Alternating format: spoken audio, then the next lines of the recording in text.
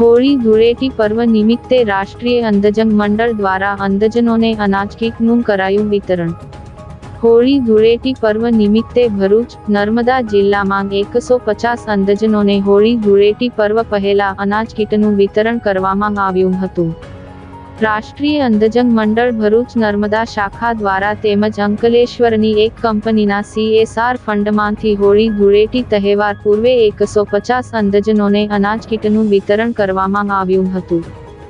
ભરૂચ નર્મદા જિલ્લામાં દરેક દિવ્યાંગજનોને મદદરૂપ થવાના ધ્યેય સાથે રાષ્ટ્રીય અંધજન મંડળ ભરૂચ નર્મદા જિલ્લા શાખા તેમજ ડેક્કન કંપનીના CSR ફંડમાંથી ભરૂચ ખાતે આદિત્ય કોમ્પ્લેક્ષ ખાતે હોળી ધૂળેટી તહેવાર પૂર્વે અનાજ કીટનું વિતરણ કરવામાં આવ્યું હતું।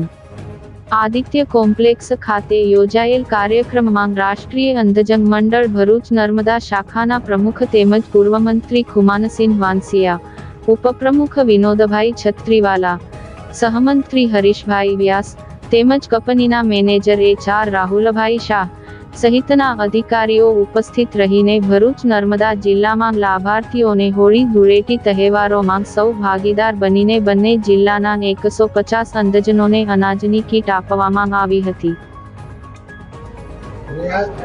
ભરૂચ જિલ્લા અંધજન મંડળ દ્વારા ડેક્કન કંપનીના સહયોગથી હોળી ધૂળેટી અને રમજાન મહિનાના પવિત્ર પર્વે તમામ અંધજન ભાઈઓ બહેનોને કીટ વિતરણના કાર્યક્રમનું આયોજન કર્યું છે। એમાં ડેક્કન કંપનીના અધિકારીઓ, અમારા ભરૂચ જિલ્લા અંધજન મંડળના પદાધિકારીઓ અને આજના આ કાર્યક્રમમાં જે ઉપસ્થિત છે મોટાભાગના ભાઈઓ બહેનો દર વર્ષે ડેક્કન કંપની દ્વારા હોળી ધૂળેટી, જન્માષ્ટમી અને દિવાળી ઉપર આ એક સામેથી એમના તરફથી એક માનવતાનો ભરેલું આ કાર્ય અમે વર્ષોથી કરતા આવ્યા છીએ।